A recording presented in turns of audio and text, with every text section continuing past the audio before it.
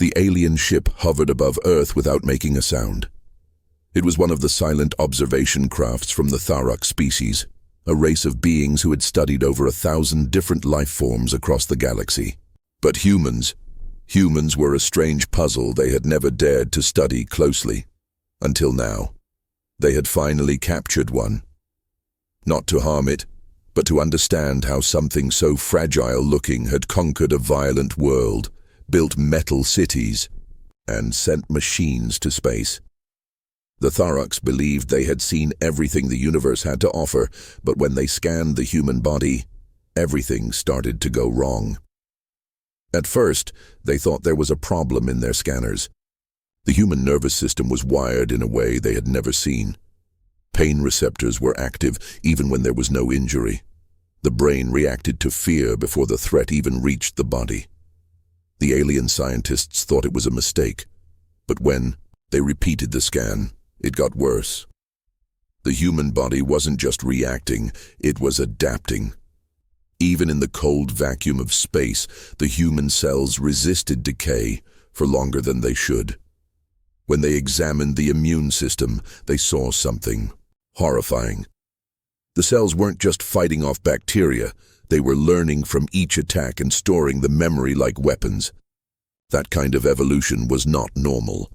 It was war biology. Then came the real shock. The alien crew had connected a neural link to observe the human's memory. What they saw inside nearly made them shut down the project. The human had survived.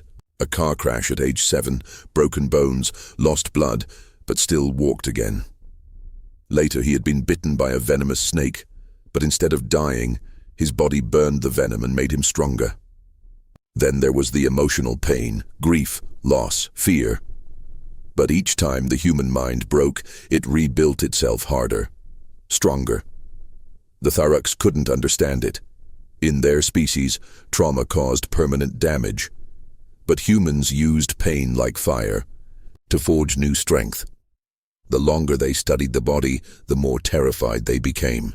The bones were weak, yet they healed. The muscles tore but grew back thicker. Even sleep, something most species used for escape, was being used by the human brain to relive memories and become smarter.